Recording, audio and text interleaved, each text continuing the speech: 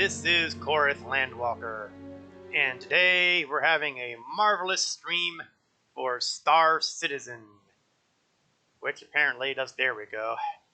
Don't know what it is about the delay these days.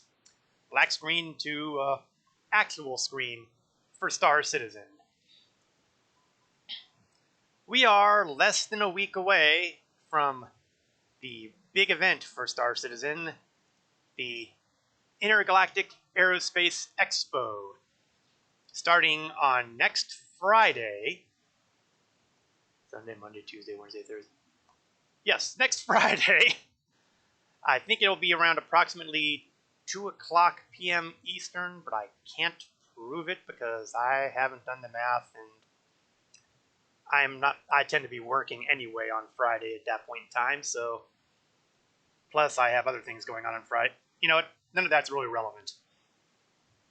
What is relevant is that when the expo starts, day one you can start looking at Argo, Grey Cat Industrial, and consolidated Outland vehicles, which include both wheeled and flying, thanks to Grey Cat throwing everything off there. And then they will be lasting for 2 days. The second day will kick off Aegis Dynamics. And in fact, I'll specify that next week's stream will obviously be during the IAE. So I will be flying around with a selection of ships from Argo, Consolidated Outland, and Aegis. And I will be centering primarily, to I'm sure nobody's great surprise, on the ships that I usually don't get a chance to fly. So expect me to fly things like the Vanguard series, maybe the Retaliator. I can't remember if Retaliator is Aegis or not. And as one of the folks in my org would undoubtedly approve, I will also be flying around an Argo Mole. That should go spectacularly entertaining, I'm sure. I will say that the last time I did any streams during a major event like the Invictus Flight Week, I attempted to do a stream roughly every other day or so I could demonstrate stuff from every manufacturer. I'm not doing that this time. Too many days. Too much. No, that just can't. That's not gonna work. What it does mean, however, is that I will be flying at least on November 28th as well during the stream, which we will have Origin Jump Works. And I suspect the features on that one for me are going to be the 100 series because I can fly the other ones at almost any time. And RSI. And I'll probably hit one of the constellations, maybe both, or all three, all the variants maybe. Can't recall what else RSI got out there besides Auroras. But you know what? That's why we do the stream, and we'll go to the expo halls, and we'll see what ships are there. And when the time comes, we'll fly them. So we got that to look forward to for the next couple streams incoming. Now, I also want to take a moment to remark upon current events, like this weekend. The public test universe is now available to all backers of Star Citizen, I believe. And right now they're doing some play testing for the expo halls. And the reason I mention this specifically is that at approximately an hour and 10 minutes from now, one of the expo halls on the public test universe will allow the rental for a period of about an hour and a half, the Mercury Star Runner. That's right, the long-awaited offering from Crusader Industries is in the game, at least in the public test universe. So I expect there to be a mad, crazed frenzy in Hall 4 in a little over an hour. They will also be doing a repeat at approximately the same time tomorrow, if I am reading everything correctly. Finally, at some unspecified time in the evening tomorrow, everyone who has pledged for the Star Runner will have it available to them on the PTU. So if you are someone who really, really, really wants to fly that Star Runner, this weekend is your first shot. I've seen some streams. They've been made available to Evocati folk, who are the theoretical hardcore testers, and also some streamers of some renown. No, I do not qualify as said streamer of renown. I do not qualify as Evocati, so... Plus, I don't have enough space on my hard drive to handle more than one instance of Star Citizen, so... all that combined makes me possibly the one person streaming Star Citizen today who is not on the public test universe. Hey, I'll give my shot at the Star Runner during the expo, or sooner actually, since I am one of the people who pledged for it. And, well, we have 5 days. It's going to hit live somewhere along the line in that period, and it might even be during... it would be most appropriate if it was during the day for Crusader Industries, which would be November 23rd and 24th. That would be a Monday and a wet Tuesday. And it makes sense that they would introduce it then. But I think people would go nuts if they had to wait even longer. So, not expecting that to happen. Alright. I think that covers basically all the Administrivia related stuff. If you want to fly Star Runner, you'll get your opportunity in about an hour on the public test universe, presuming you have an account there. Otherwise, well, you'll probably have the opportunity in sometime in the next several days. It's also worth noting, it will probably be on the pledge store again, probably at a higher price than what I pledged for, because once it's out of concept, the price tag tends to go up. So that is something that will probably happen. But for now, the whole point of having a stream is to play the game, as they say. So let's get ourselves started.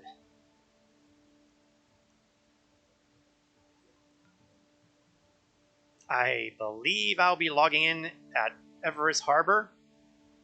Knock on wood. I tend to prefer being on the space stations because it is a much shorter run from the habitation to the vehicle access screens, which means I don't have to hop on a train or a bus or anything like that. It's right there. All that said, nothing wrong with that. I like taking the scenic route sometimes myself.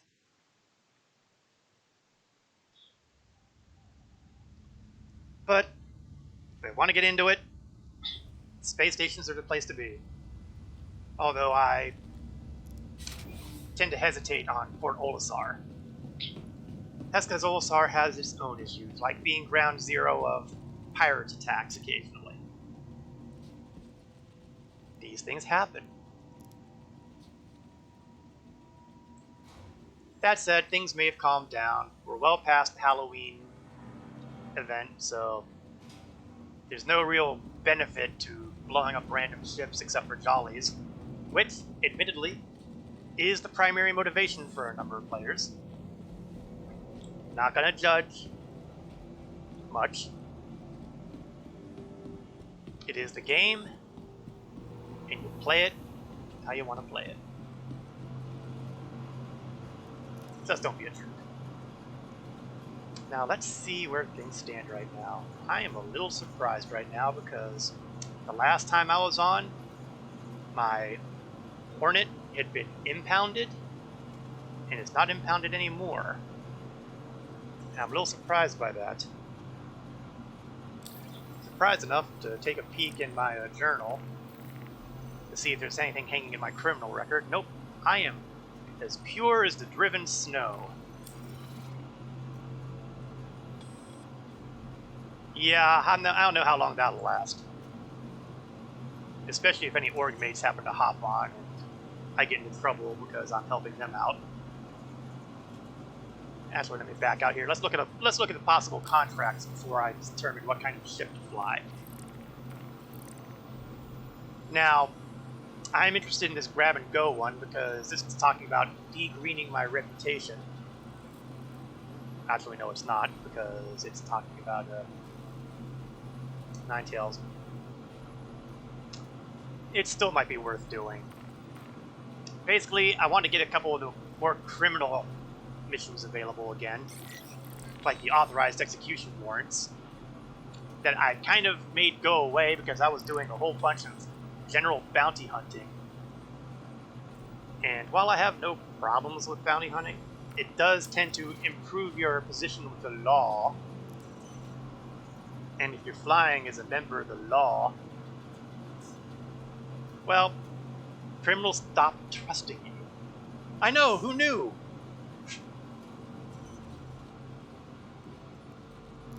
This is going to be a pretty straightforward delivery mission. I'm not even doing it for the credits, honestly. I'm just trying to do it for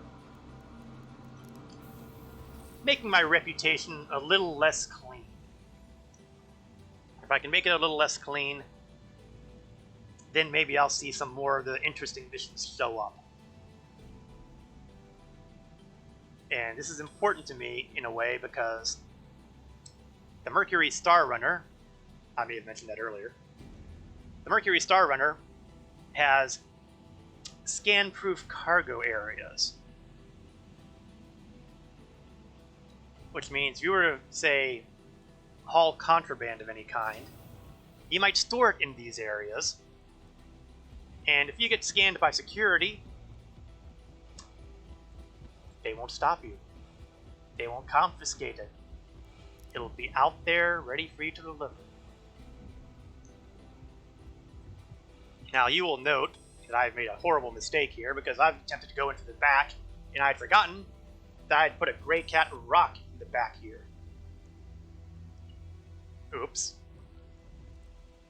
So maybe I don't go in the back way.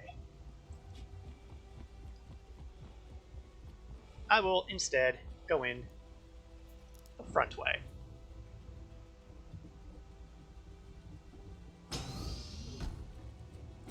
And it's always a little bit of a scare when I go in through there because people have been known to be eaten alive by the airlock there.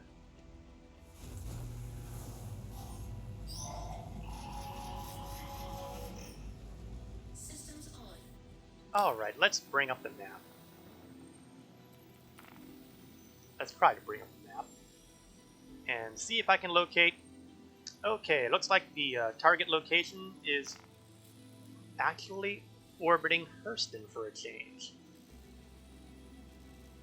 That's the good news.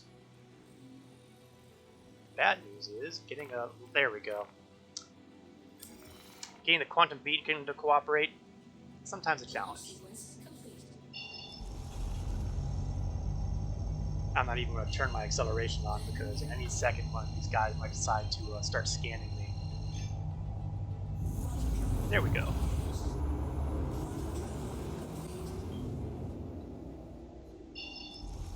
Now there was talk in that contract about possible security complications.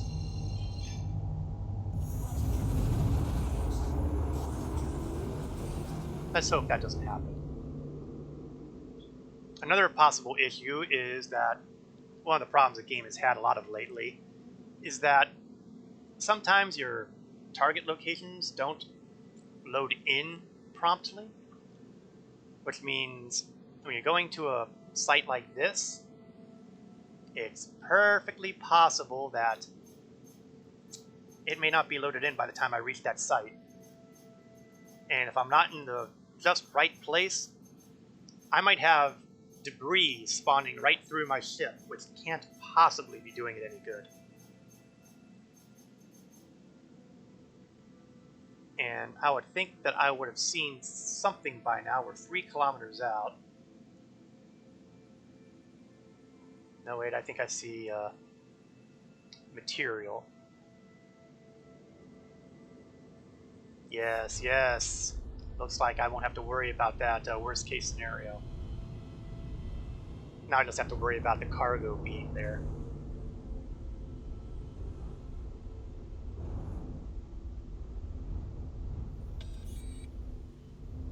Excellent. Everything's working properly so far. And it looks like the cargo is floating freely in space, which means I don't even have to go on board the ship. Of course, now that I'm here, I'm going to take a peek at my contracts. They said that this was a constellation, didn't they? Yes. So what I'm going to do is I'm going to take a quick peek and see if there's any other missions that talk about a constellation. That could be. No. Freelancer? No. Constellation? Yes. Because it's probably going to be the same area. It's this wreckage claim that I'm not sure about. I'll accept it with the understanding that maybe it's going to be something I can get here, and maybe it's not. Engines off. Alright, step 1, we're getting the package, because, well, that's the priority.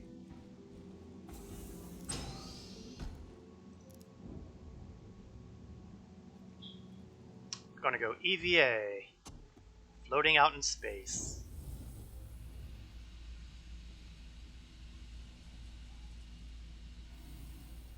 That's just another example of the things I like about this particular game. You're not just able to walk around on planets and in the cities and outposts. You're not just able to fly ships all over the system. You can go outside the airlock and float free in space and do stuff that way. I think it's great, honestly. At least in my opinion.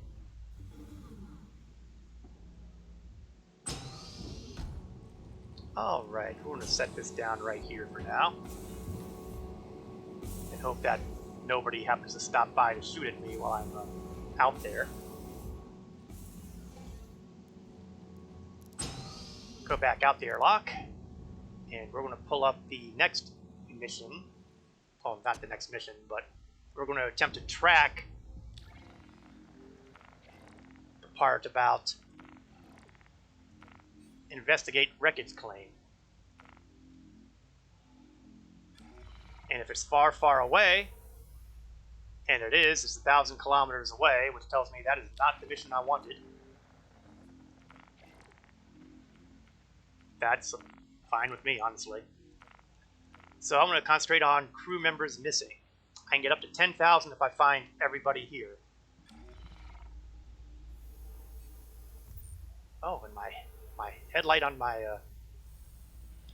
helmet is actually working. That is amazing. So we're going to spend some time floating around out here in the dark, because we are on the exact wrong side of the planet. And we are going to see if we can find some dead bodies and get some money. The nice thing about this contract, if I don't find everybody, I'll at least still gotten some money. Oh, what's this? Okay, I think we have a hostile out there.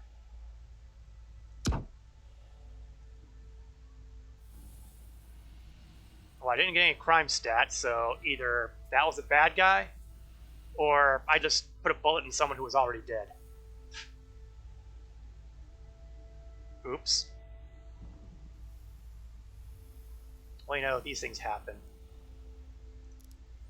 Nope, he was a member of the crew. He was already dead. I hope he was already dead, because otherwise I just kind of killed off the survivor. Oh boy, let's hope that wasn't the case, shall we? Let's hope that he was just a dead body who happened to be floating in a position that could make one think he was still alive. That is my story, and I'm sticking to it. Okay. It's very dark, so being able to... I really should have put the headlights on the Freelancer so that I could have a better view. In fact, I think I will go back on board and put the lights on. I mean, no offense to the flashlight on my helmet, which honestly astounds me that it's functioning properly. But the Freelancer headlights are a lot better.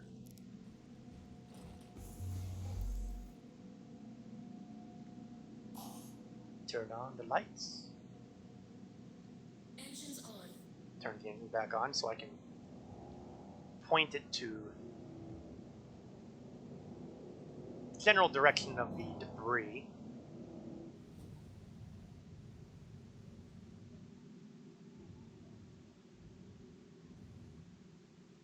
Okay, I think that's good enough. Engines off.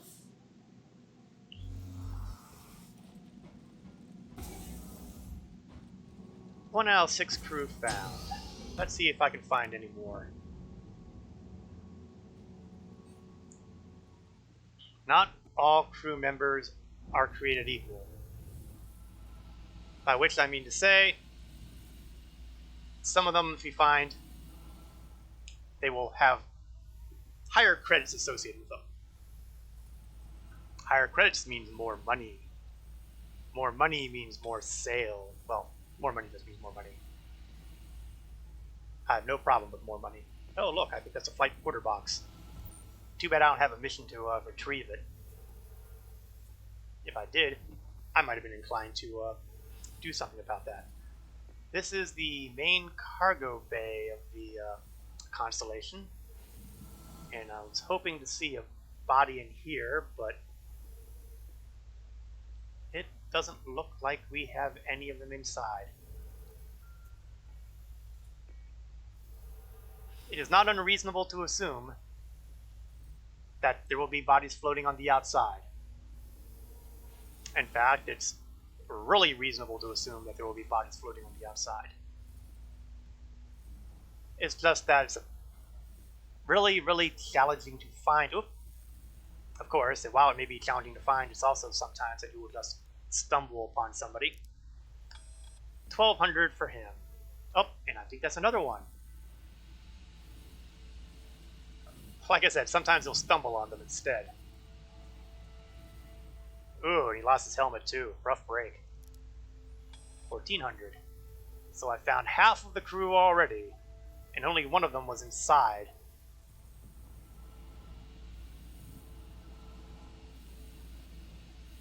That's the guy I found previously. If I were smart, I would put flares out. But why be smart now?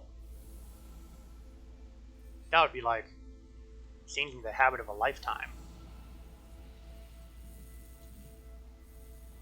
Okay, we're getting towards near the living area, I think.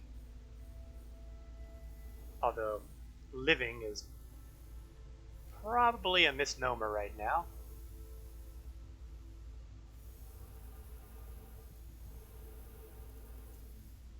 Seeing packages, but what I'm not seeing are corpses.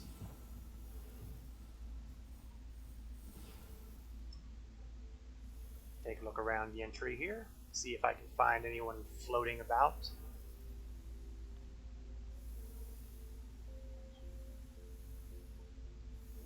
Nobody yet. Oh! How did I miss you? 2,100 for him. Now that was a high value find. Of course, now that I think about it, I wonder how much of the money involves who the person is, and maybe not how many people I've found, so that it would be ever increasing with each person I find. I honestly don't know. But now we're going to go up to the flight deck and see if there's anyone floating in there. I'd love to think that I was going to find 2 people floating in here, but I'm kind of doubtful that I'll even find 1. Oh, no, there's 1 right there. Rough break, guy. 1,300. Okay, well, there goes the theory about the number of people in a row I find, because he was definitely less profitable to find than the last one. And oh, the last guy is up front. Well, at least he'll be easy to locate. Let's get through here. I think I'm sticking on the turret.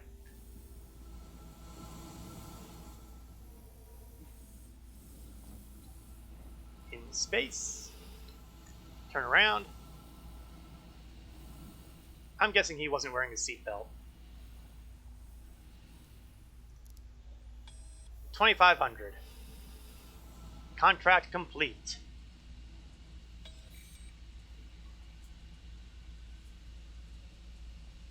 That was the easy part. Just for giggles, let's find out if we got any contract for the black box yet. Nope, that's still talking freelancer. And this one's still... Nope, and nope. Nope. And I'm not going to find anything on here. So we have gotten everything that we can out of this freelancer. Sorry, this constellation. So now it's time to get back on board the ship and deliver...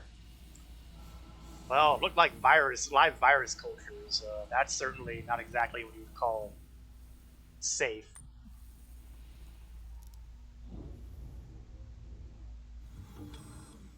Let's hop inside. And start getting everything turned online. Engines up.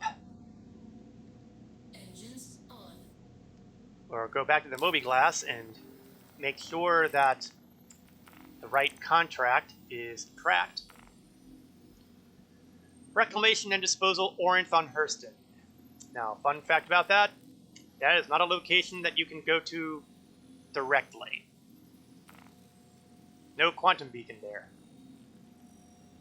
And that's not surprising because these guys are not all that interested in, shall we say, being legal. So I'm going to hit what I guess I would call an intermediate point. And aim for that, and I'll see if I can drop out a quantum short of that, and see if I can cut down the amount of time I have to spend heading to my destination. I am not optimistic. Because it doesn't have a quantum beacon, I can't jump there, and therefore it will take me some time.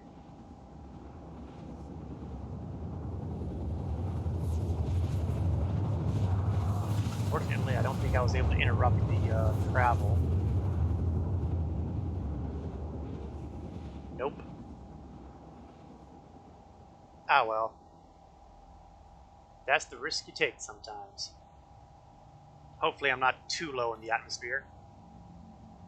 Quantum travel complete.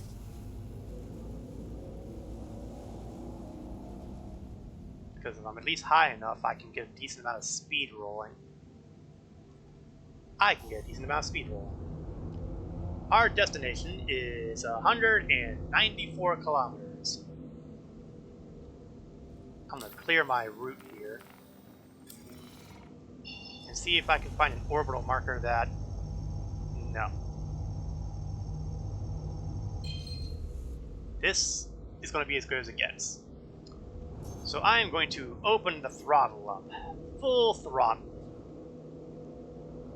Go as fast as I possibly can at this height.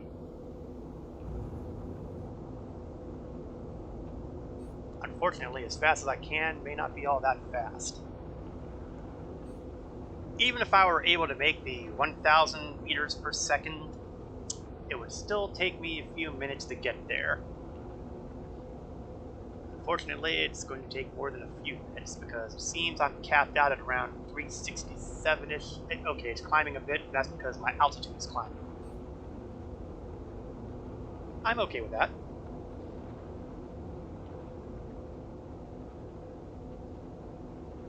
Once I drop off these cultures, we'll take a look at the personals again and see if I have any, shall we say, less legal activities I can work with.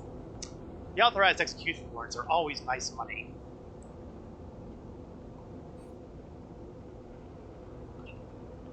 I don't know how much I'm going to have to do, though, to get back there. You don't really have anything you can look at to tell you where your reputation lies. I believe there may be something helping that out come the 3.12.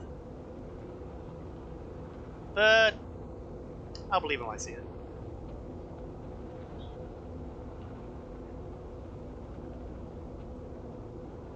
We are still not moving at the best speed here. Hurston has a pretty thick atmosphere, and that inhibits maximum speed, especially if you're flying a ship like a Freelancer. Freelancer is not what you would call the most aerodynamic starship in the universe here. I mean, it's better than some. I mean, it's got those tail wing things. But honestly, you can't look at them and think they're supporting any kind of lift. No, I'm afraid that the Freelancer, much like other ships of its class, suffer a little bit. That's fine. That's okay. I will say this, though. I've seen the streams with the Mercury Star Runner. I'm likely to come back to that a few times today, I'm sure. And it seems to be pretty good in atmosphere, both in speed and in handling. I will have my own opinions on this when I get my hands on it sometime in the next week or two. If I don't have it by this week, it'll certainly be in my hands by the time Crusader does its day during the expo.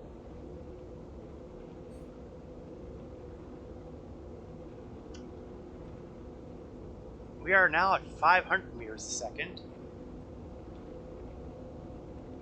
So we're looking at a little over 3 minutes, I think. It's probably closer to 5 minutes because the time estimate that I just popped out there depends a lot on maintaining the speed. And, well, I've got to drop low at some point, or otherwise I'm not going to be able to drop off the virus cultures. So I've got to traverse 20 of those kilometers, or close to it, right back down again.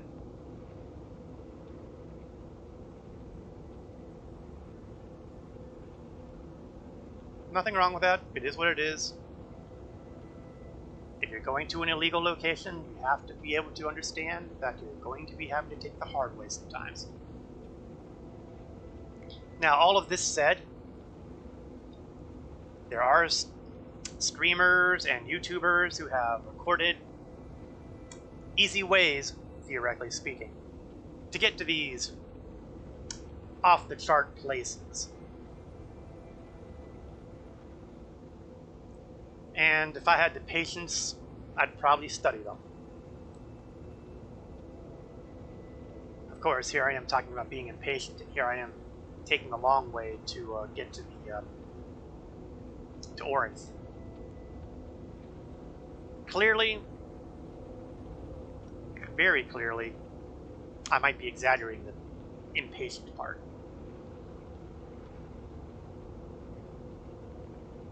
It's just that I don't go to these places often enough to be willing to bother with the whole memorize location thing. Plus, one of the big attractions of these places is being able to buy and sell illegal goods.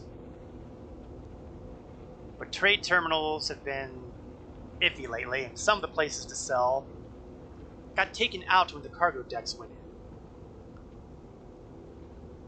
No word as to when or if they will be returning. So a whole lot of illegal cargo suddenly doesn't have anywhere to be sold. And if you can't sell illegal cargo, what's the point of hauling the cargo?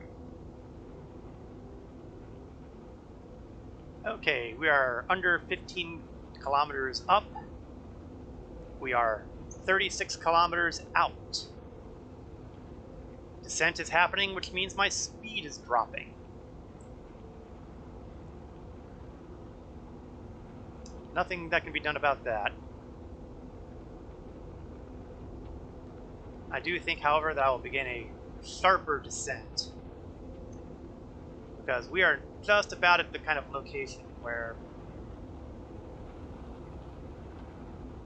I'm going to want to be closer to the ground. I guess the phrase here is close, but not too close. I have occasionally had a few, can we call them accidents? We'll call them accidents, where I might have misjudged how close the ground was occasionally and how fast I was going and what it would take to keep me from making an impression on Hurston, shall we say. Or other locations, as the case may be. Luckily, I tend to have a little bit easier time doing that in freelance.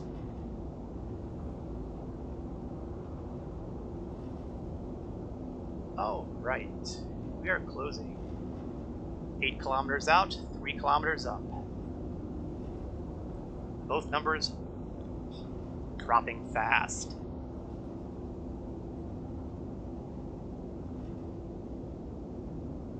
I'm going to put myself back to SCM speed.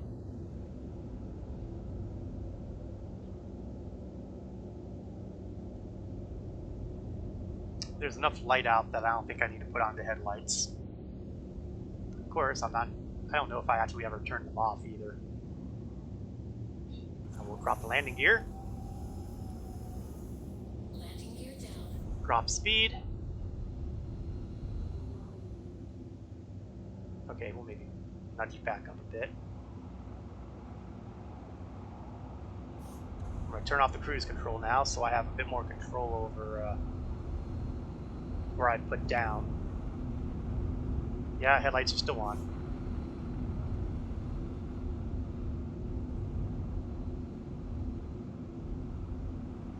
Gonna level out and I'll land here. Or at least try to. Let's hope I'm not about to land on a rock. Landing successful. Clean landing. Engines off. Alright, time to grab the viral load, so to speak.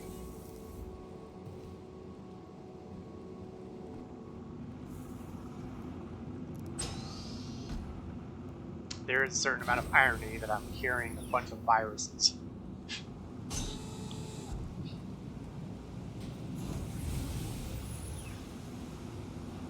A little windy out, but it seems to be at my back for the most part, because I am moving at a pretty good rate.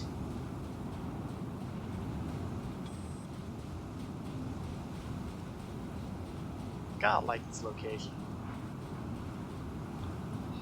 All this junkyard, which makes sense since it's, reclamation and disposal. Obviously, if you're going to have a place that's called reclamation and disposal, there are things to dispose and reclaim. Unfortunately, it also means I don't think there's anything I can actually buy here. But we'll look just in case I'm wrong. Because, you know, that kind of thing can happen. Actually, first I want to make sure that it takes my cargo there. Yes! Complete! Money!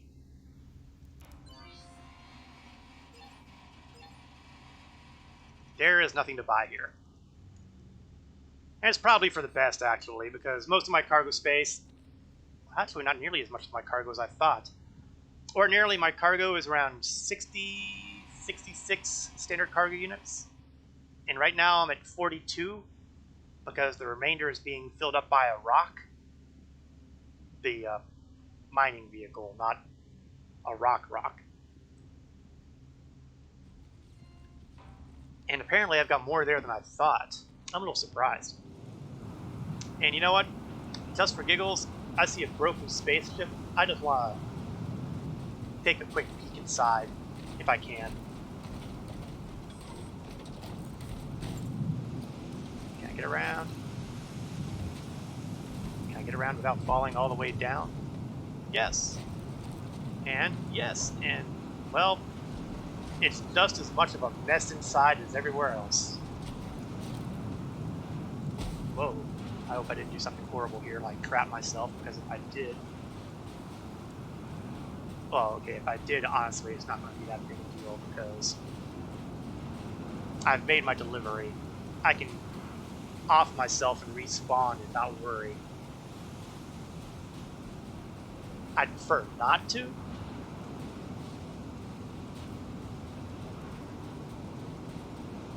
But gosh, it doesn't look like I'm pretty good and stuck.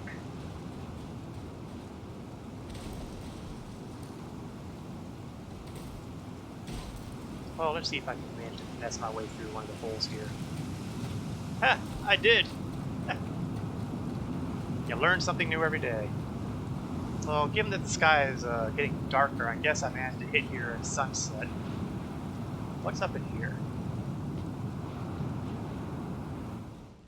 I've never really taken a good tour of Orinth here. Mainly because there's really nothing worth anything here outside of the trade terminals and the Kovalex boxes to drop cargo off in. So can you blame me if I'm just a little bit curious because I can't open this access?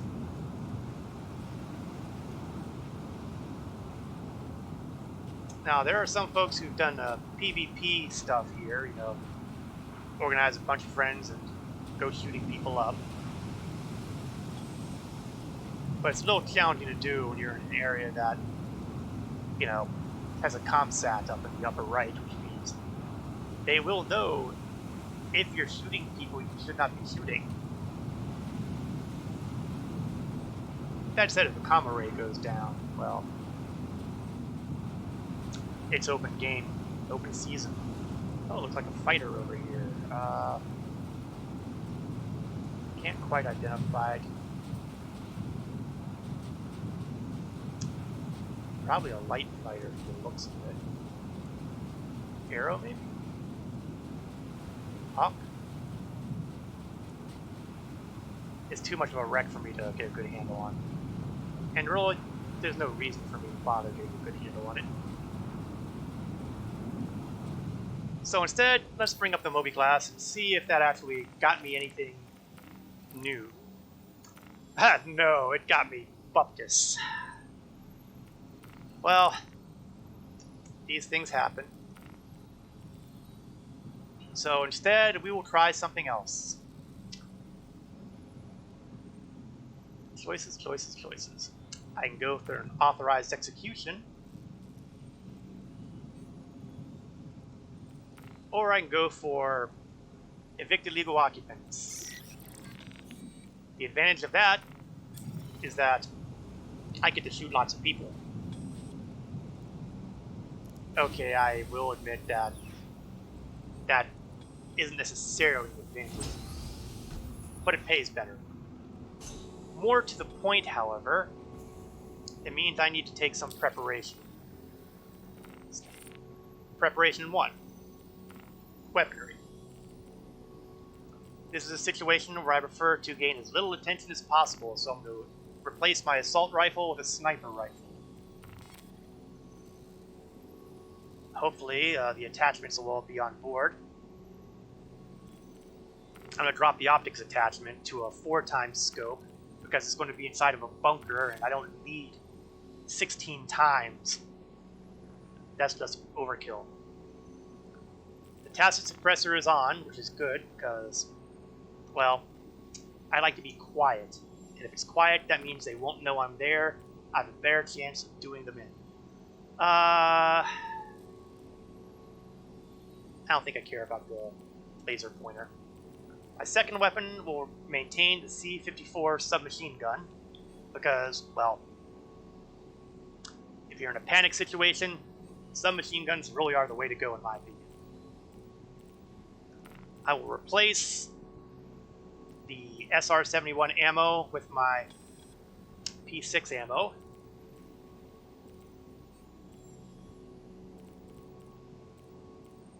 Always assuming that I have P6 ammo. There we are.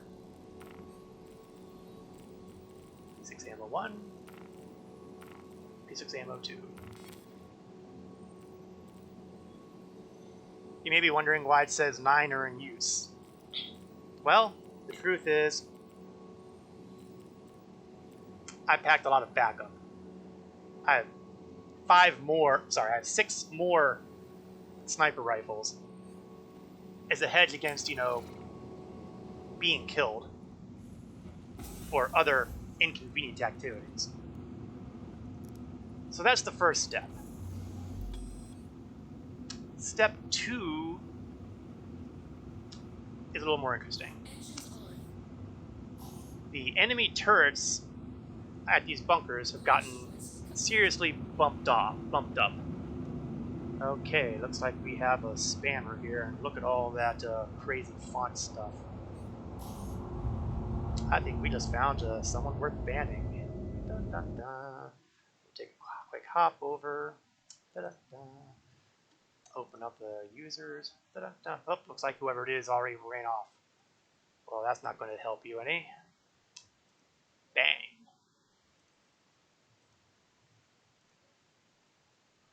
I mean, come on. Do I want to be famous? Yeesh. Now, it's going to take me a bit of time to get myself to an altitude where I can jump to HDSF Damaris. But at the very least, I should be able to set the quantum point to it. Because it actually has a beacon. It is not an illegal situation, it's, well, evict illegal occupants. By definition, it means that the people who are there should not be.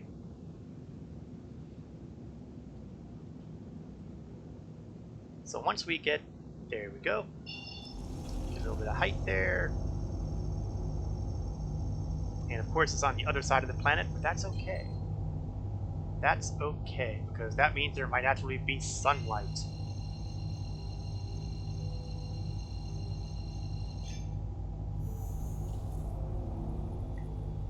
And it's a lot easier to deal with a problem if you can see the problem. So, because of those turrets, we're going to take some precautions. First, I'm going to charge my shields up front full. This will buy me, hopefully, a bit more time. Then when I get closer, I'm going to harden the shields. And hardening them will hopefully allow me to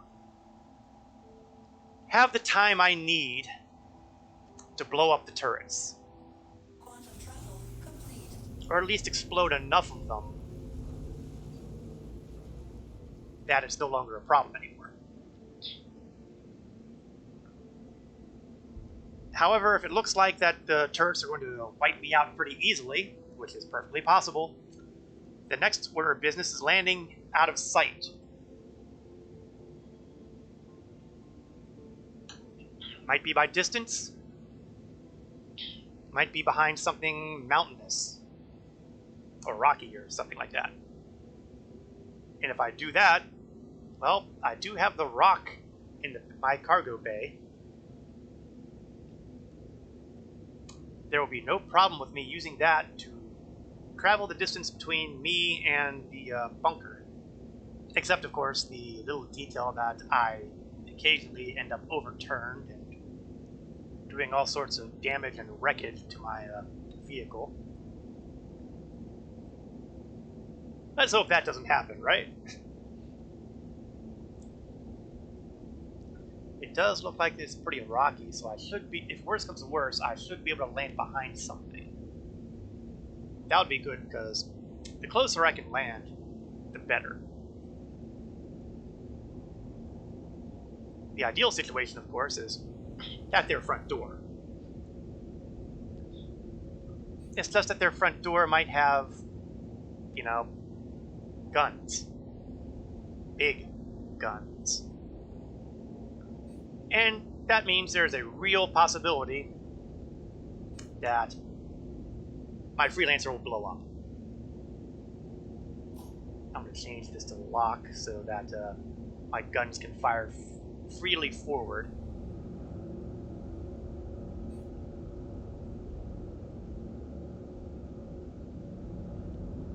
Gimbaling doesn't seem to work all that well, although I can't prove it.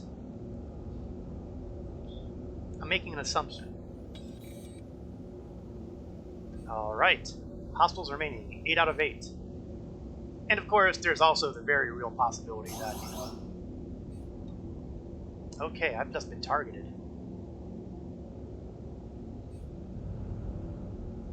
Which is disturbing, since I can't target the opposition. Let's do that shield hardening. Oops. Targeting is there. And it's under a cloud bank, which isn't exactly great news, because that means I'm flying kind of blind.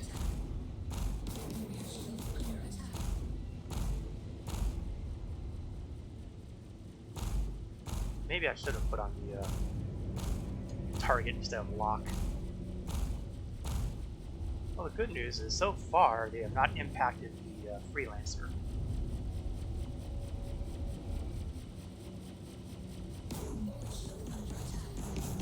Oh, they're hitting down. Oh yeah, they are hitting damage.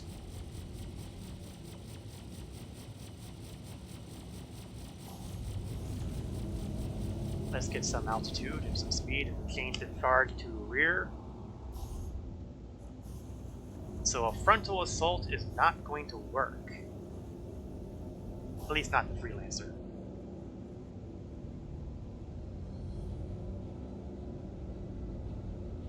Let's rebalance. And let's turn around. See if they're still shooting. Yes, they are. And they look like they might be getting a little closer, but I'm going to land behind here.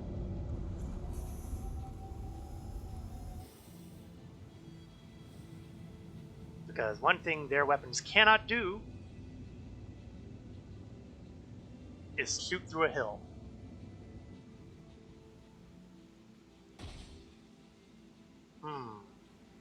Not the most graceful landing.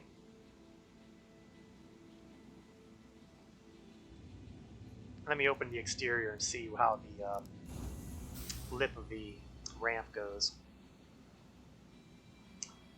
That's going to be a rough one.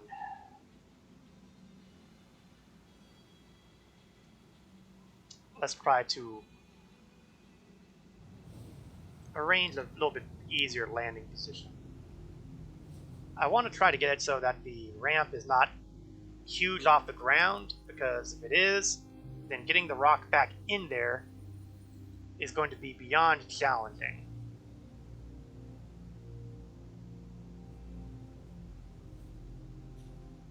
Okay, this I can work with. Engines off. So the only thing to fear at this point is what happens if my freelancer despawns. That's a reasonable fear. I never thought I'd see the day where I was using a Gray Cat rock to close in on an enemy target. Systems activating. Systems on. All right. I am 3 kilometers away.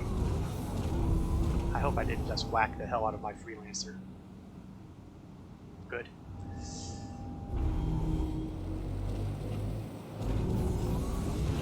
Now, 3 kilometers is one of those kind of things that seems like a really close distance in a starship, but is a lot nastier on the ground because, well, in a starship, or really anything that flies, you have basically straight line. Here you gotta deal with, well, vegetation, rocks, poor driving like mine.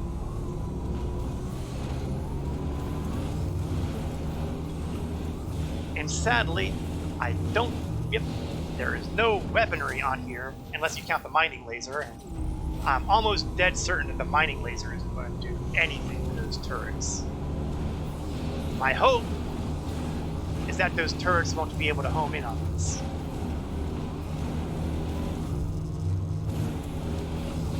Funny the things you don't think of until you're in the middle of the journey, isn't it?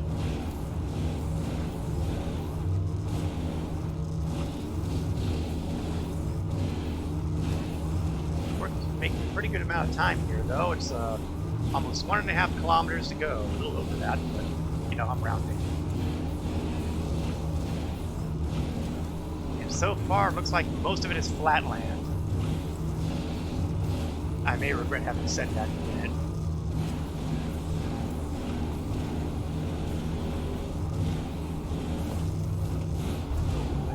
Looks like I jumped up there a bit. Okay, there's the turrets. Now the question is, will they be firing at me? If so, then I'm going to want to park this somewhere where I'm not being fired at by all 3 of them. 4 of them. They're 5. Oh, those are rocks. That's rocks, not vehicle rocks. Why, oh why, did they choose to call this stupid thing a rock, R-O-C? It's like they're just trying to screw with me. But the bright side is, so far, I do not see any weapons fired from these guys. Now, it looks like I'm coming in from the back end, so I can go on the other side.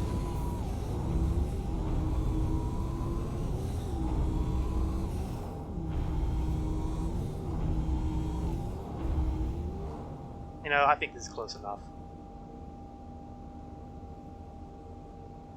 Engine off. Power off. Weapons off. And out. Next step, weapons checks.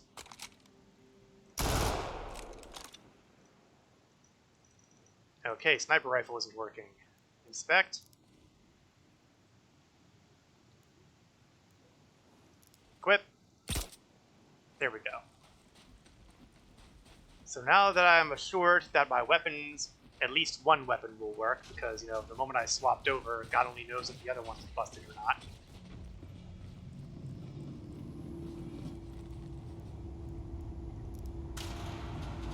Well, if it doesn't, I'll be swapping to the pistol pretty quickly. I'm pretty sure the pistol rarely fails me.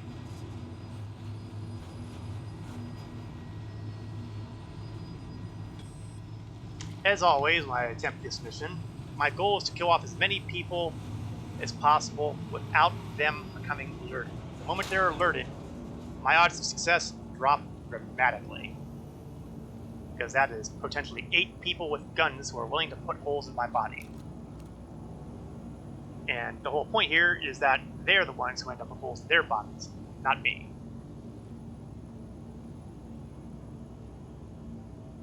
I see movement, but unfortunately they're not in a position where I can get a shot off them. Oh, for heaven's sake, 2 of them? That's just unfair.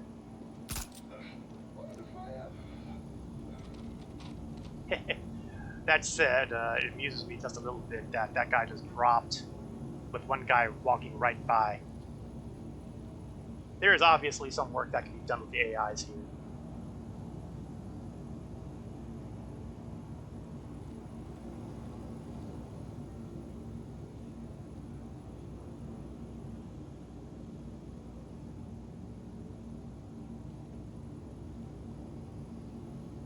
I feel like I see movement over there, but it's just smoke.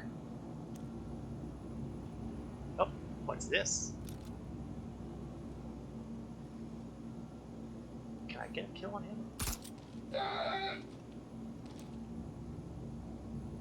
Now this is why I love the P6LR. If I can get a reasonable hit, it will kill. Some of the other sniper rifles, sometimes they're not the best. I mean, you can hit them, but it'll take you more than one shot. But a P6 will.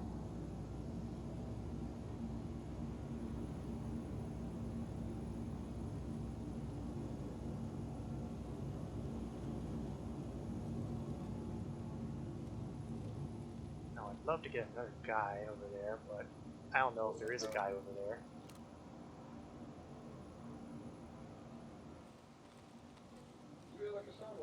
Oh, I hear voices.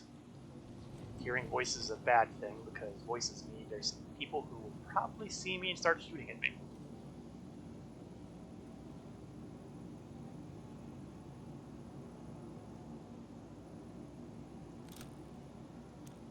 Cut the tension with a knife.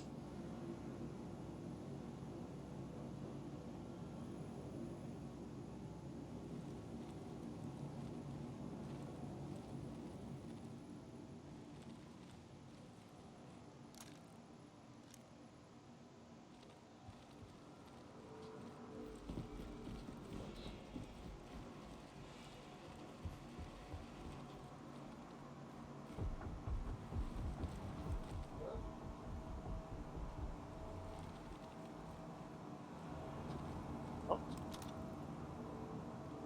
Oh, you picked the wrong place. Come on, buddy.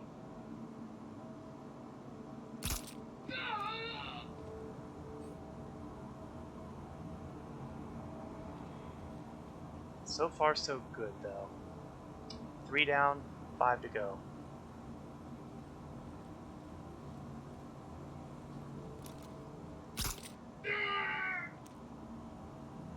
4 to go. Halfway there.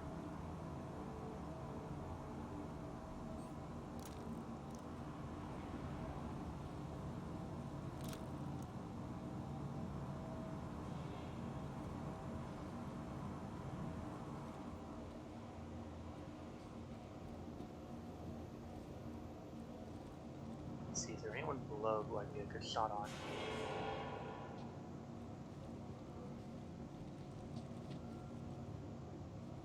Don't see anybody. Nope. No, he's still breathing.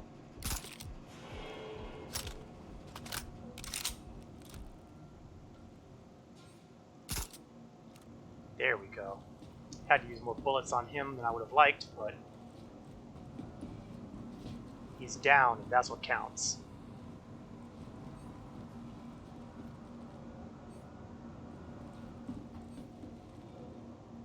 Down to 3.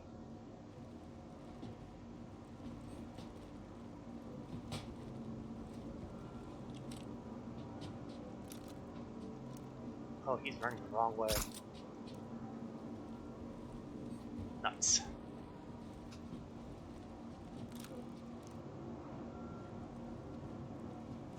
He's taking himself a pretty good position over there, ain't he?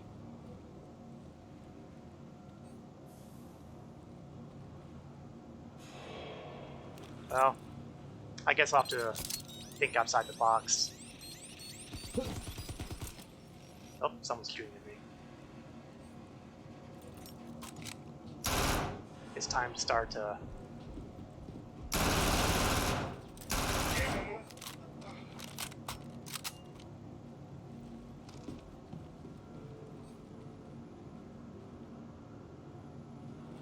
Okay, now it's time for just free fire. And this is why I make sure I have more ammo for the submachine gun than I do sniper rifle. Because I go through the submachine gun ammo pretty fast. We have cleared the building. Now, if I felt like it, I could claim each and every one of these guns and,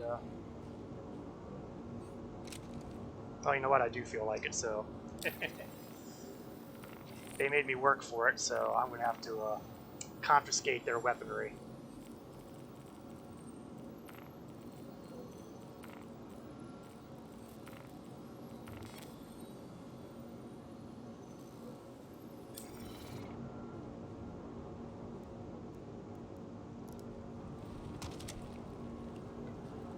Luckily, a good chunk of them happen to drop at the entry area, so... Is that a custodian? I don't think it's a custodian. Oh. No, it's not, because it's bearing, oh no.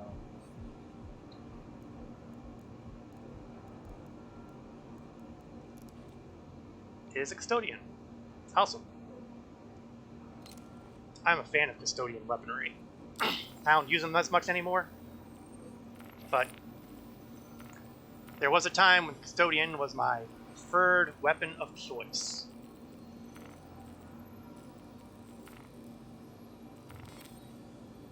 Of course, that was before I discovered the Gemini submachine guns. No, I don't want to drag the body, I want to grab the gun.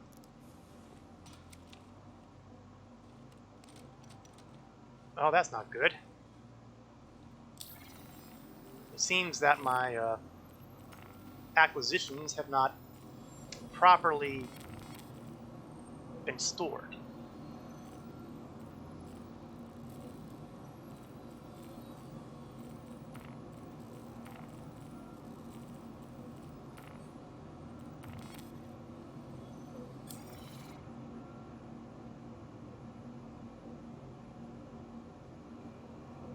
Come on, guys, you're making it very difficult for me to loot the bodies.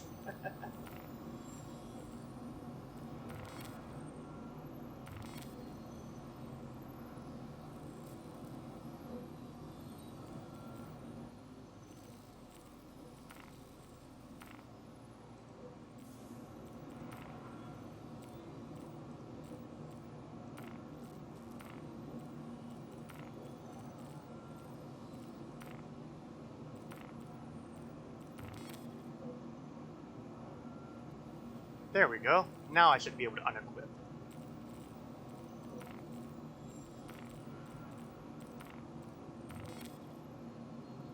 The things I do just to get more weaponry. But given how the game tends to like to, oh, I don't know, make equipment go away every time there's a reset or a patch, having an excess of weaponry doesn't feel like such a bad idea anymore, does it? Let's see. He got anything under him? Yes, you can drag bodies around these days.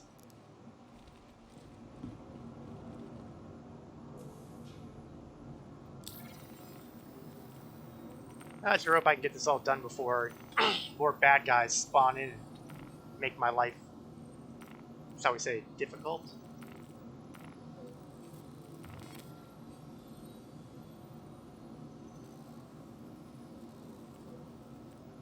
Okay, now we can unequip them.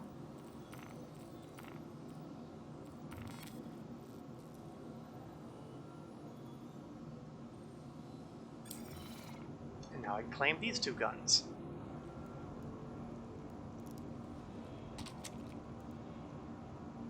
Didn't quite do that the way I wanted it to. Let's see.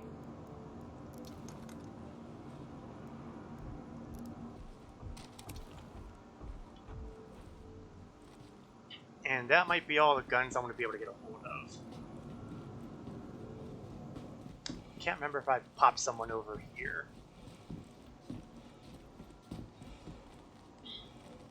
Oh, here we go. If he had a gun, it's probably all the way down into Never Never Land. No, is that one? No, that's a shadow. Oh, hold on. There is a guy down there. Let's go get his. course, that means, once again, equipment manager, weapons, a pair of shotguns this time.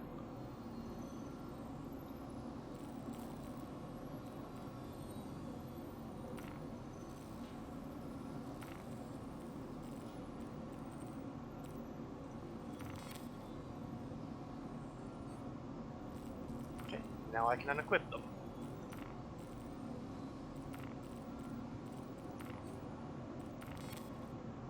I can grab the last gun.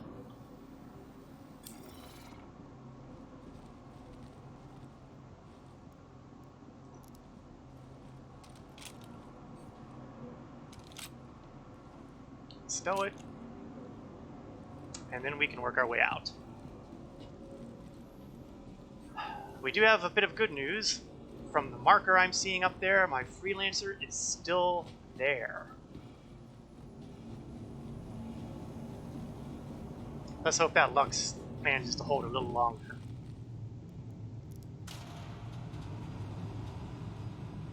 And while we're doing that,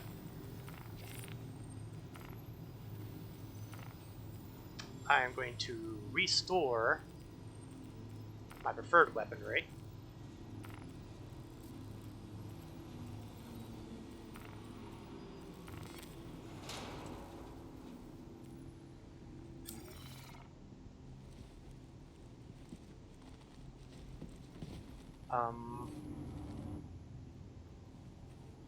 Oh, that's embarrassing. Had a little trouble finding the exit point. Alright, let's get around to the back end here. Find the rock. Turrets are probably still active, but don't care because they weren't really doing anything to me before.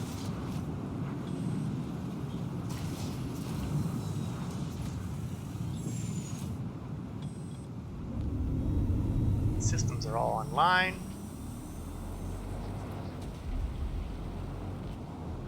Let's get ourselves turned around. Oh, they're opening fire again. Possibly at the freelancer location. That does look like the direction they're shooting. Well, you know what? Good for them. I'm so glad they find such fulfillment in opening fire on a ship that's hidden behind a hill. They're doing the landscape a lot of good. And for me, it's time to get past 2.5 kilometers of travel. This worked out pretty well, actually. Usually, if I'm flying in a freelancer, in the past, I've had a Dragonfly hover bike put in the back, because hover bikes fit just fine. They just have a little disadvantage sometimes of they hover too high. Once they get inside the freelancer, they adjust for that. It's difficult.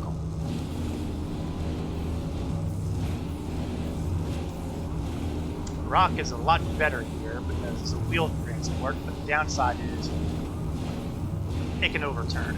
And if it overturns, that means it will be a substantial walk from here to the freelancer. Although not nearly as bad as it was. Okay, hit something solid, but I'm still upright. That's what counts. We don't have to go through the embarrassing situation of watching me try to get this thing turned back right side up.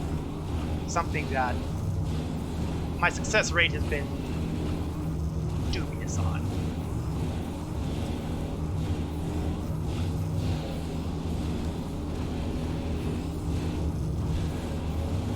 Sadly, there's nothing to mine on person, so it's not like I can use the rock to take advantage of being out here mining anything. And that was the whole point behind having the rock in the freelancer in the first place, so that I could do mining and have a ship that could carry it and land almost anywhere with not too much trouble. And the ramp is still open, which is good. I'm going to adjust the mining laser because there's a glitch that does iffy things as far as its positioning. Now for the real challenge. Getting it back inside the ship. Because it is, as you may have noticed before, a tight fit. Case in point.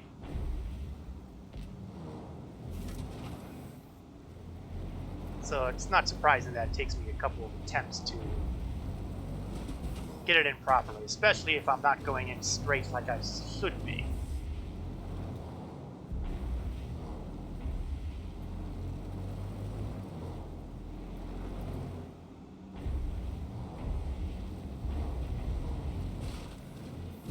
There we go. A little more, a little more.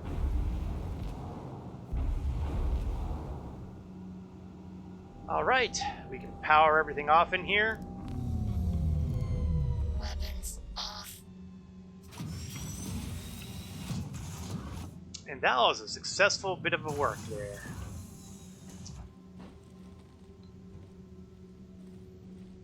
Very successful. Door is closed. To the rock, that is. Go back to the ship, which will undoubtedly have restored all of his shields by now. It helps when you're not being shot at regularly. Engines on. On the other hand, the radar seems to have gone away.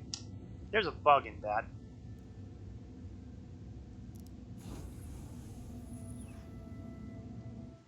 Back end is closed up. I want to kill the power. Weapon system off. And then turn it back on. You know, the traditional engineer's method of solving a problem. Turning it off and turning it back on. Systems on. And then we are going to get out of this area Launch sequence complete. before, you know, those turrets get any other ideas like Gear up. shooting me again. Case in point.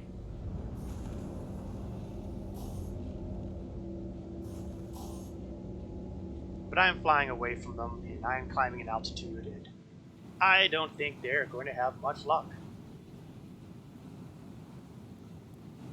Nope, I don't even see weapons fire anymore.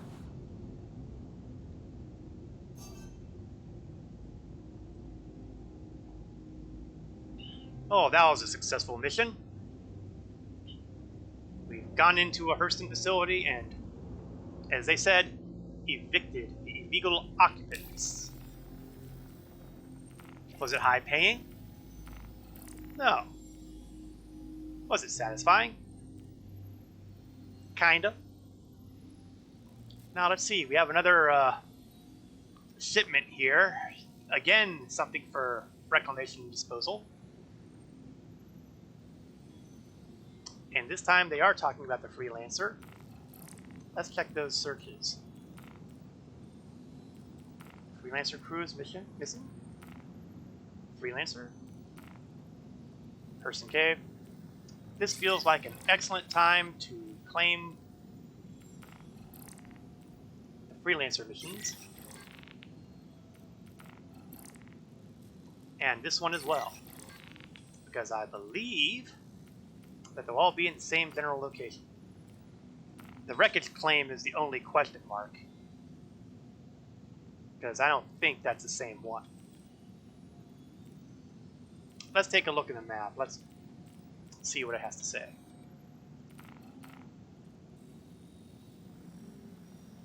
Okay, there's a location not horribly far from where we're at, actually. That makes me suspicious because... Oh, it's a ground wreckage. I got it. And what about the other one? That was missing persons. What about the wreckage claim?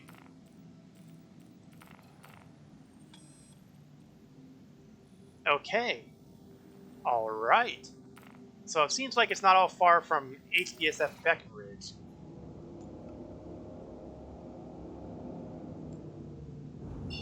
So what we're going to do is we're going to... Breckenridge. Pronunciation.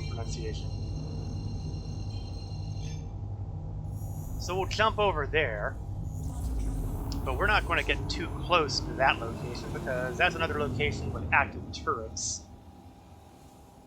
And, well, I don't want to get shot. Looks like I took a minor injury during that fight. That's okay. Minor injuries are fine. If I'm only 3% down of health, Travel complete. I can live with that. And only 47 kilometers away. That's pretty close. I do this right, and I should be able to make a fair amount of change. Get a black box, find the crew, get the whatever viruses or whatever they've got in this one. That will be sitting pretty. Presuming everything spawns in properly, of course. That really is sometimes an open question. Let's level out a bit, get a little bit more of that horizontal travel out of the way, and see if I can accelerate myself a tad.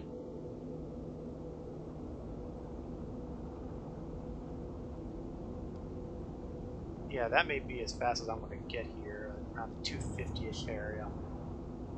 So roughly a kilometer every 4 seconds. I say roughly because you can see that I'm aimed slightly below the 0-degree mark, which means I am descending slightly. On a free look, so I can look down to see the distance, and thank you, Mr. Sun. The sun of Stanton is making it difficult for me to see the distance, but I can see now that it's 31 kilometers mark.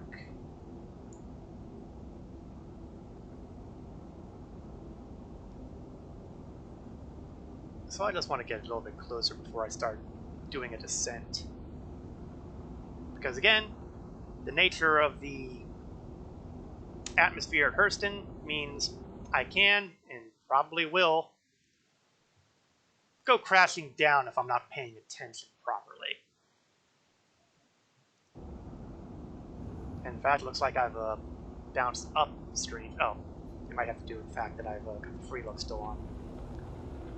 Okay, we're 22 kilometers out, so I'm going to start dropping us in. Again, there's the real possibility that the target destination and all of its stuff have not yet spawned in. More of a problem will be as if there's any opposition there. It is possible for there to be people down there. Sometimes players, sometimes AI opponents. It's rare, but I have seen it.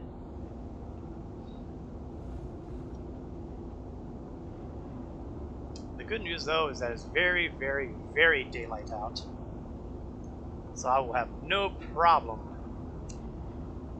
being able to pick and choose a landing spot.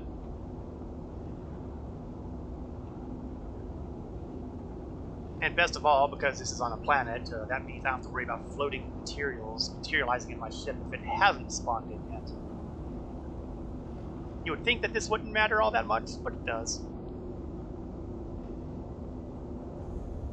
Okay, drop speed back down to standard. 2 kilometers up. Mark.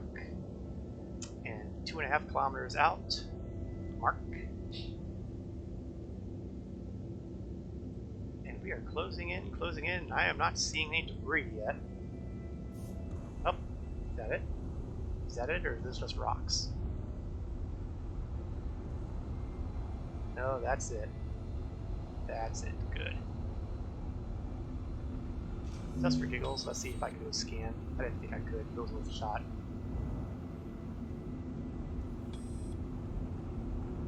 Do a quick fly around, make sure that I have no surprises lying in wait. Doesn't look like there are.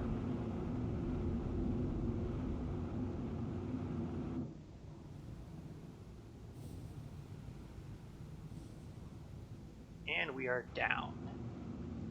Engines off.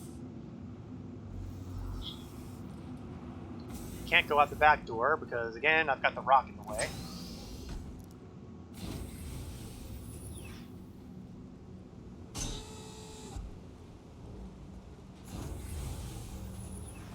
Okay, now we've got a number of things to do here, and there is such a thing as multitasking, so I'm going to keep my eyes open for dead bodies.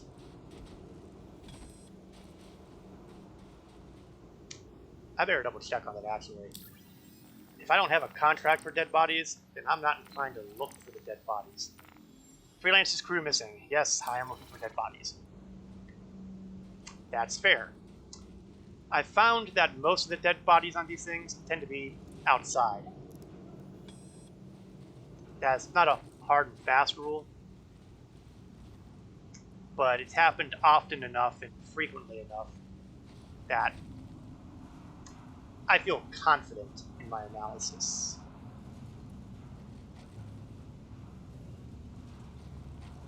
Again, if I were smart, I'd be laying flares out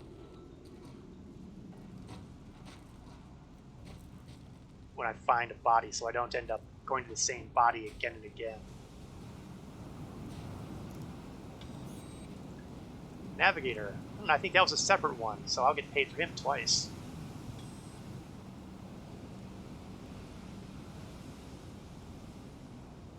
Yeah. That's what I'm talking about.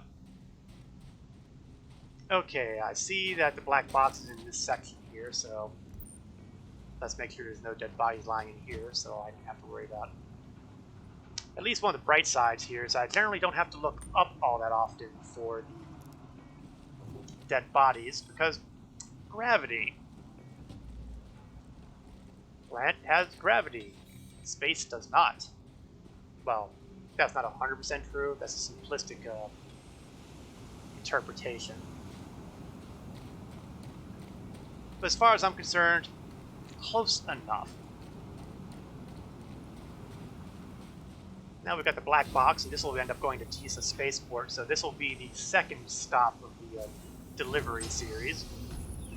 Because the first stop is going to be the disposal and reclamation area at Oryx again. Oh, come on, door. That's one thing I like about the upcoming Star Runner. You'll be able to either turn its sensors on for that sort of thing, or leave it manual. Or at least that's the impression I've gotten. I'm a big fan of that. Like, so much I can't even properly describe it. Okay. Wreckage claim, I got that. Go fish, track that one, because that's where the biologics are. And what do you know? Biologics are pretty close spot. Uh-oh. Oh, you vermin. You vermin. It looks like the biologicals are underground.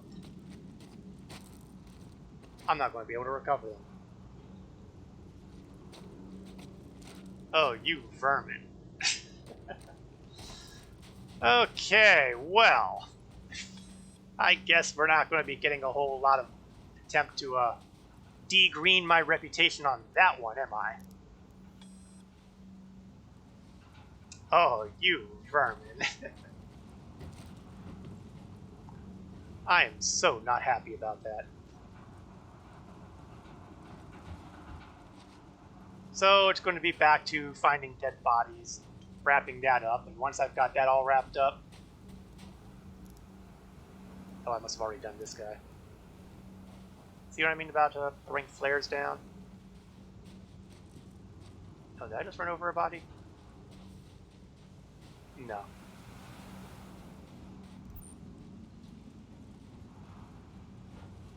And I did say that the odds of me finding a body inside the wreckage was like almost nil.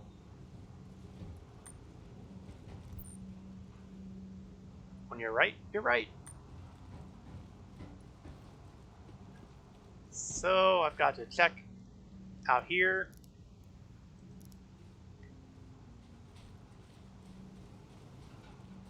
And see if I can locate... Okay, I know I haven't seen this one.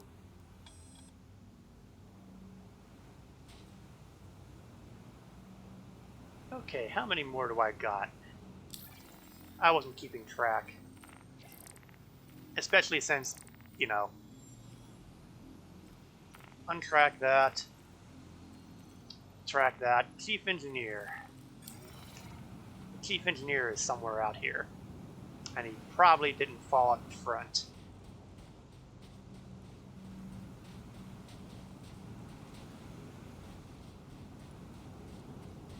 Now, all that said, if I don't find it, I'm not going to lose all that much sleep.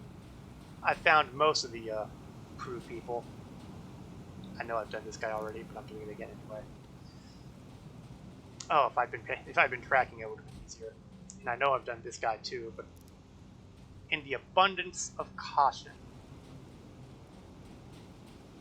He didn't fly all the way out over here, did he? No. I couldn't rule that possibility out. Oh, but I got this guy though. Yes, I have.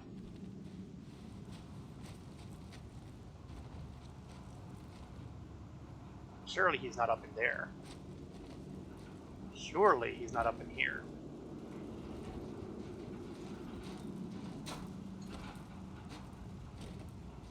Is there anything that will let me climb up there?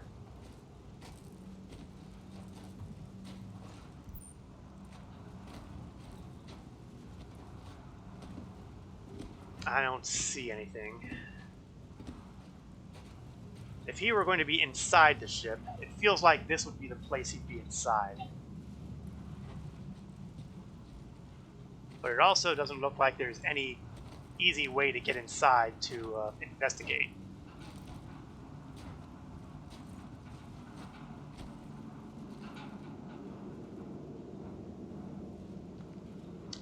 I really want to get on top of this bar here, but I don't think I can.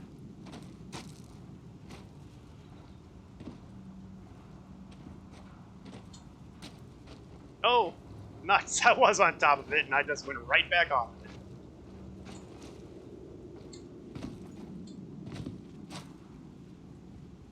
Alright, can I get the next bit? Oh!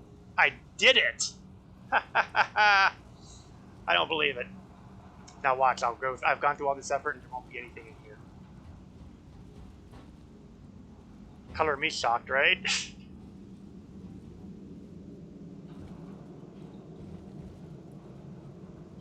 But it's enough to know that I was able to pull it off.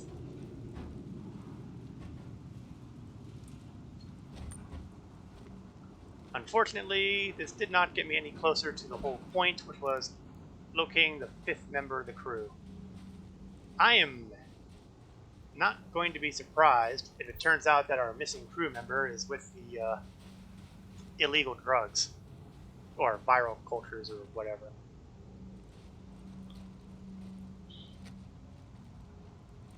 Which is to say, underground somewhere.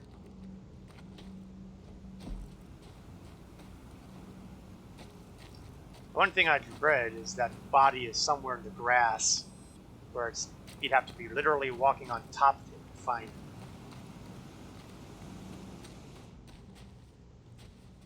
And it's looking more like that is the case.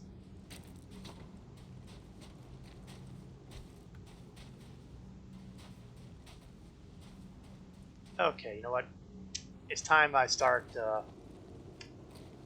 well, before I make a declaration that I'm going to start using the flares, I should check to see if I actually have the flares. I have 9 flares. So I'm going to replace my grenades, including one that I never actually replaced, with the flares. Now, they've changed the mechanics so that the flares... Let me get the meta pin equipped here too.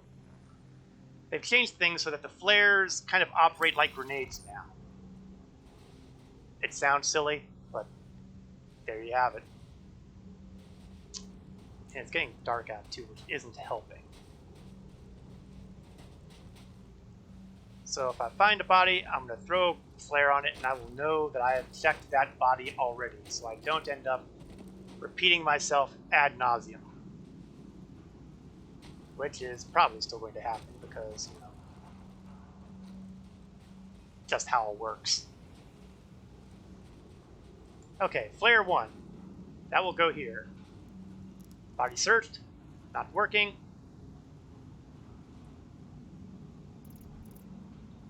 And I just did something to the flare, which, oh, there we go, still here in my hand. Activate flare. Can I drop the flare? I can place flare. So I'm going to place the flare right here. Now, if I'm really lucky, it's not going to sink into the ground and be lost forever. It sank into the ground and is lost forever. Okay, the flare idea just turned out to be a big stinking load of nothing. And I'm not having any luck finding that last guy, so I'm going to go make one more attempt to see if the biological samples have decided to come back above ground.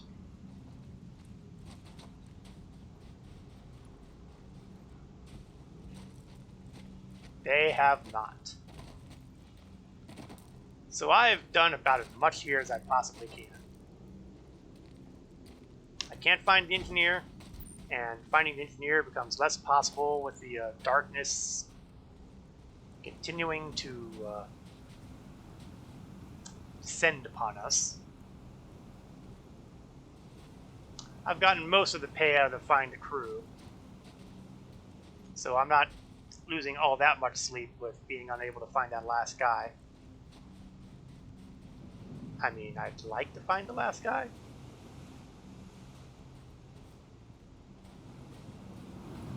But I want to assume that since I can't find him, he was probably a survivor. No, I don't think there was actually any survivors. Doesn't matter. Doesn't matter. What matters is I got enough out of this that made the trip here worth the effort. And hey, that means I don't have to worry about trying to get to Orange now. I just have to go to Tisa Spaceport. Engines on. Launch sequence complete. So it's time to go up, up, and away. Landing gear up. I never thought I'd say that on the screen.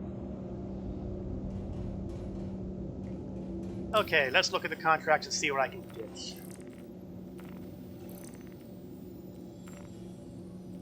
Correct claim is delivery. Chief engineer could not be found. Biosamples could not be found.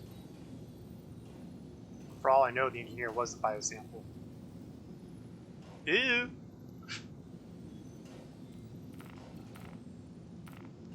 So, Tisa Spaceport, and that means Lorville.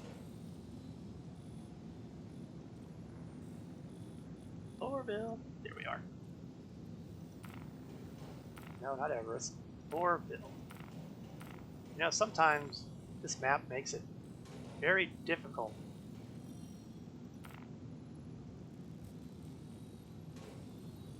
And more so by the second. There we are. Sheesh. Okay, I'm at the right altitude. So I should be able to make a quantum hop reasonably easily.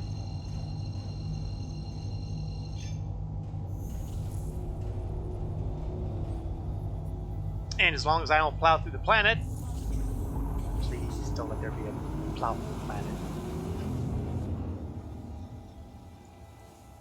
I should have no trouble getting to the spaceport, and, well, of course, I do have to deal with the Lorville hangars. The Lorville hangars are still the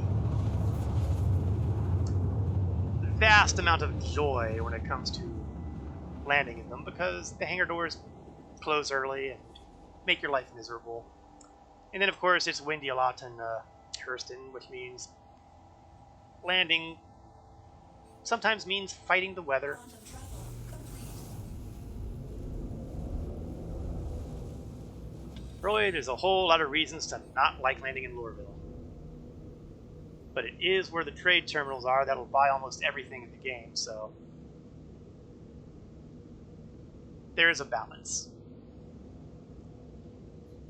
Okay, don't need to worry about having the shields up anymore. We're in an armistice zone.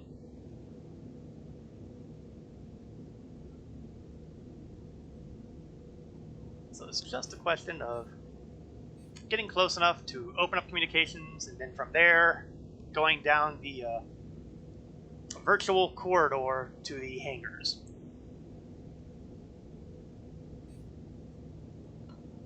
If past history is any guide, it will be a really crazy journey to get to the entry of the virtual corridor, because it will undoubtedly be right below me, or far to the right, or far to the left, or some other area that is going to make it very awkward to get to.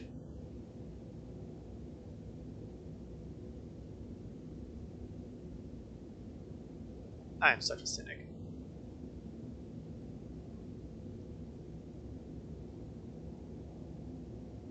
Well, the good news is altitude continues to drop at a reasonable speed. I'm closing in on that little box of lights that indicate the area where they have the hangars.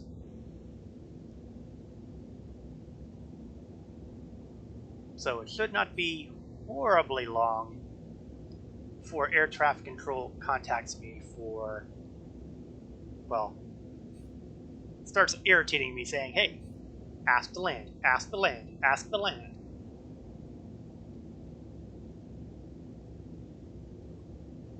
6.5 kilometers.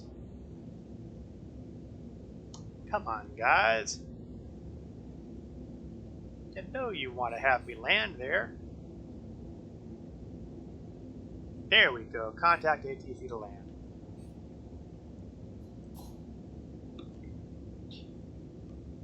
Please proceed to assigned landing bay. Now, let's see where they hit the entry. Oh, it's actually in a decent position. I'm not used to this.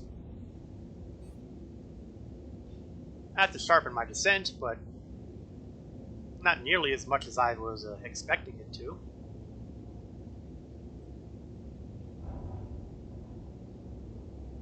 Now, landing can be a little tricky sometimes because speed, gravity, all that other good stuff, that gets involved.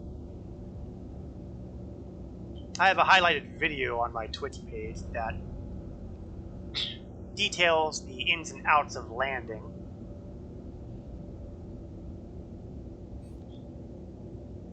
Maybe it will help, maybe not.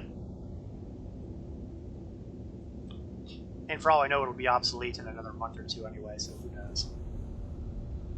Alright, let's kill the horizontal speed and try to arrange that the vertical speed doesn't cause me to splatter.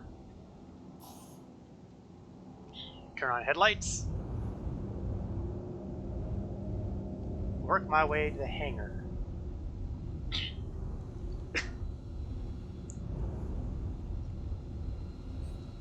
Hangar looks close.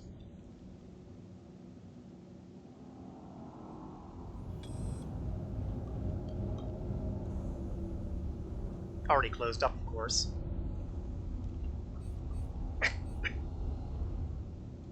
Oh, wait. It's not.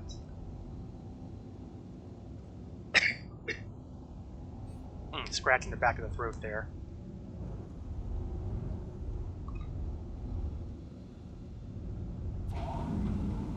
Naturally.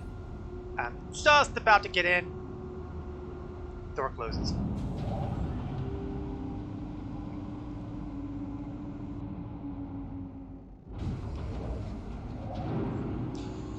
Well, let's see what we can do here.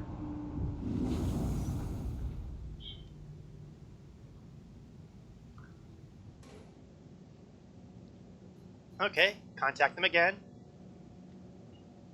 He'll whine about, yeah, having already done it.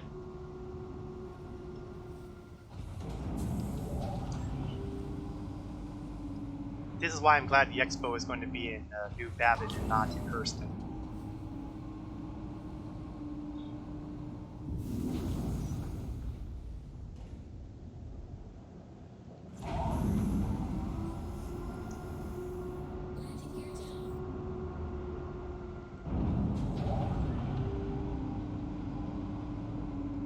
I was hoping to get an auto land going here. Doesn't look like it's going to happen.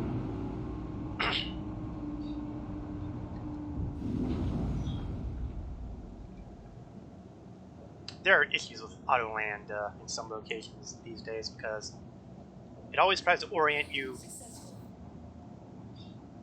Landing complete. Have a pleasant stay. even if there's not enough room to turn your ship around. That's a problem for places like Hurston's hangars. Not Hurston's, Everest Harbor's hangars. Engines off. Weapon system off. And since you can't auto land the way they want you to land, it usually also means that you can't do repair, refuel, and all that other good stuff.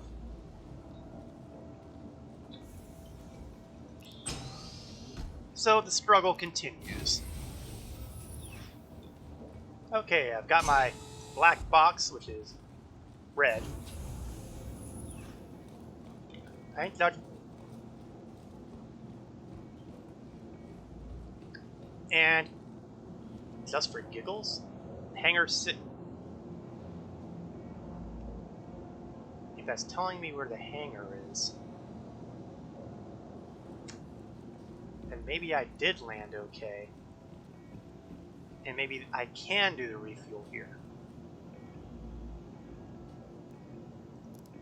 Yeah, I'll do it. I'm going to drop that. It's a challenge sometimes hitting that call elevator button while you're carrying a box like this.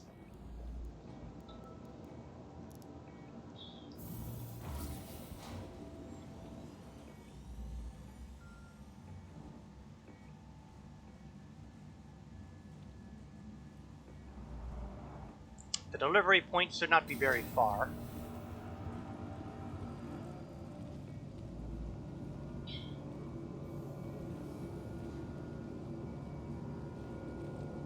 Of course, it occurs to me that I'm not sure if I'm tracking this mission.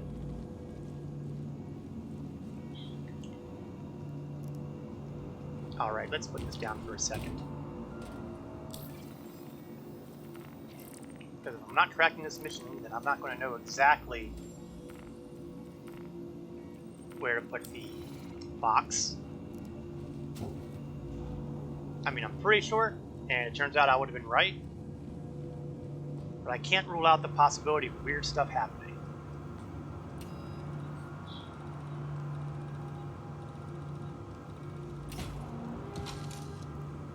And there we go. Flight recorder away.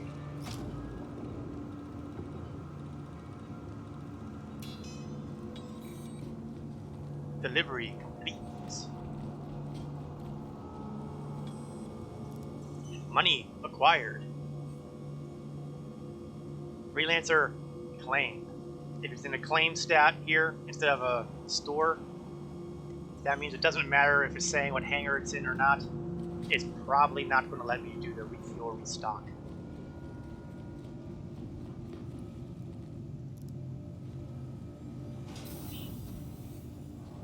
Oh, they can't all be winners, right?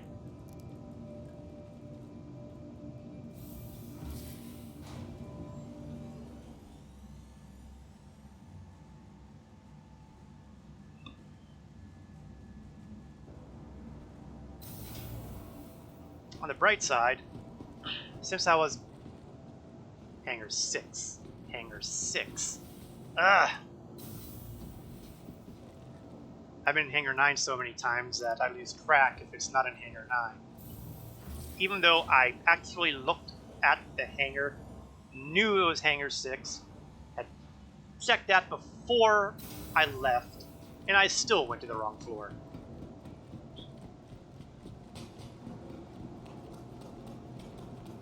Oh well, nobody's perfect. I'm sure not going to claim that. Not for myself, at any rate.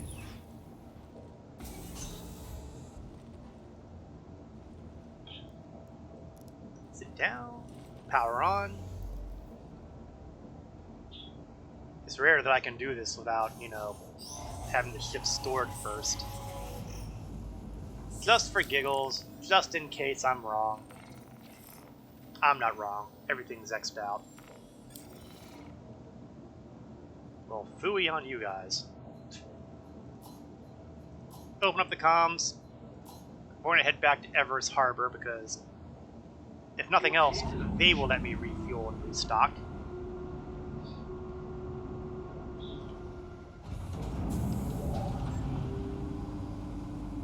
Yeah, it's not exactly the smoothest landing. I seem to be off center. Launch sequence complete.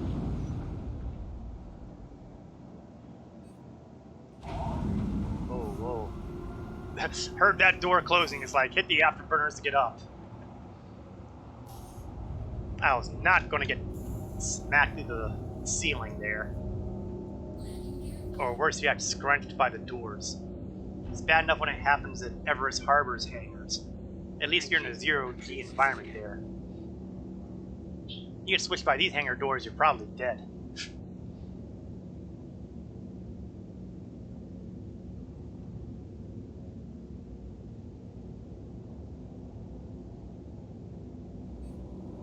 Alright, up and out.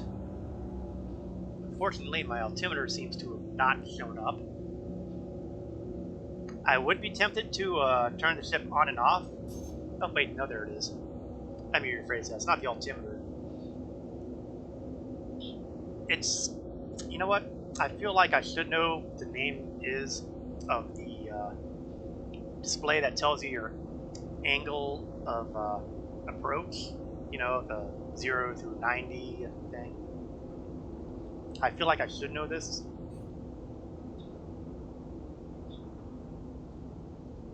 But I'm past 9 kilometers, and that's good enough for me. Set Everest Harbor as my target destination, and I don't care anymore.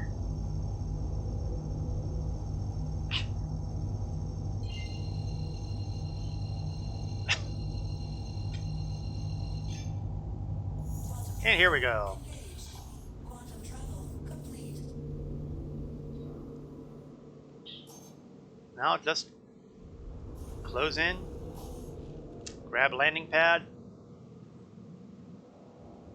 Oh yeah, I'd probably get scanned because Everest Harbor seems to always have a bunch of flying patrol ships. Locate the crew. Well, either someone found the last member or he died.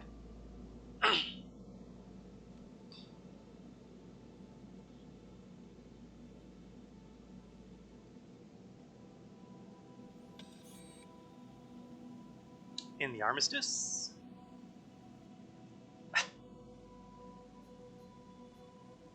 In range to call for landing privileges. Please proceed to assigned landing bay. Oh, it's all the way on the other side of the station. Sheesh.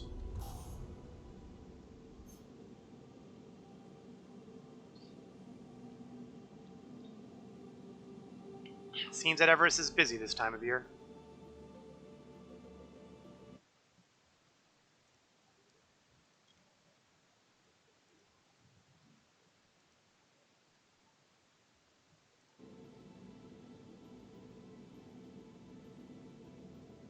Yeah, let's get a little closer.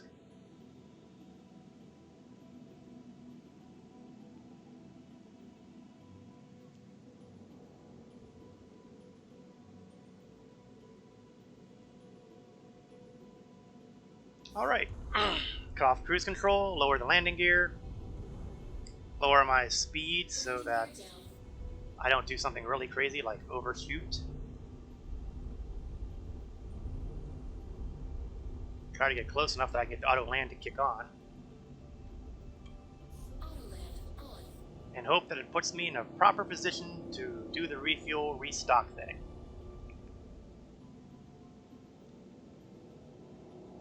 I probably don't actually need to do any of that, but why not?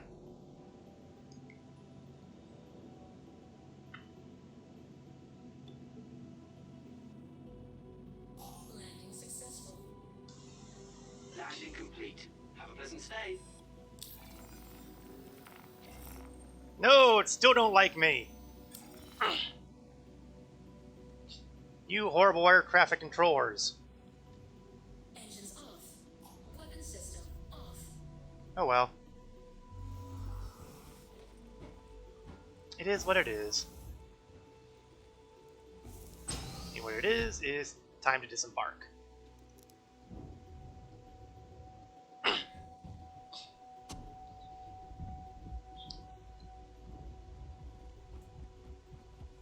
I am looking forward to medical facilities being available one day to take care of these irritating 3% damages. I feel like I would be wasting a med pen.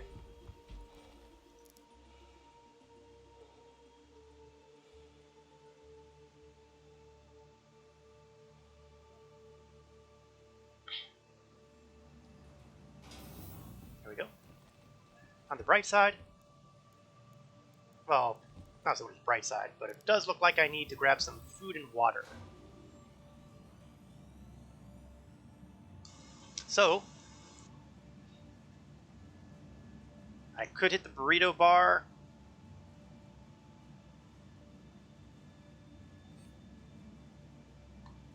But I think I'll hit the food court instead.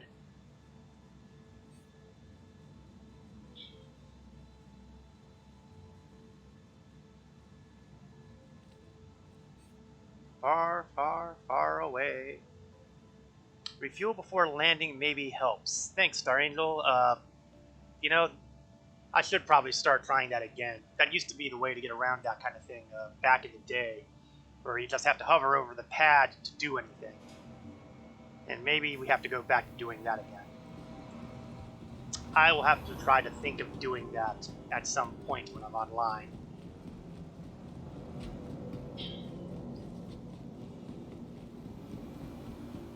Okay, let's hop down to the Galleria.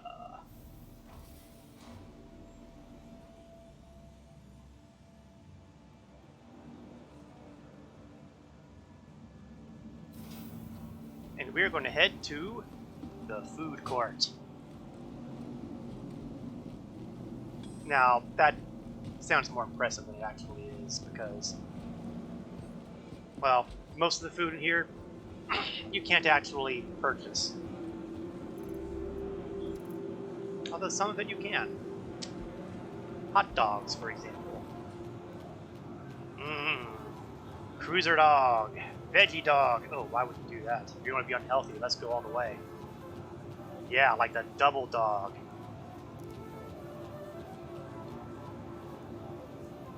Who cares about being healthy? Give me that nutrient. I'm just waiting for the weight gain mechanics. Should not go, however, without getting something to wash it down with. Like Pips A20. Scientifically researched to provide optimal energy restoration and targeted thirst quenching. Okay, sure.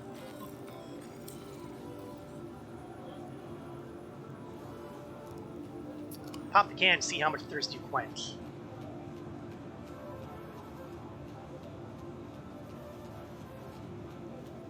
Really? That was the best you could do?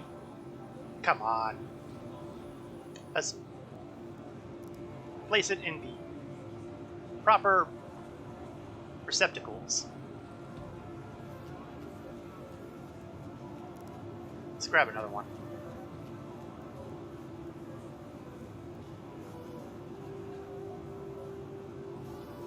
Having a little trouble getting that in my drink dialogue.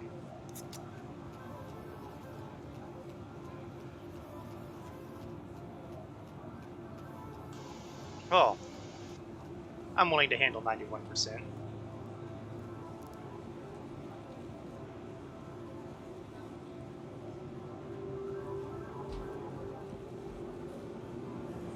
All right, we are coming up on the 3 o'clock p.m. Eastern hour, which means it's time to get ready to head on out.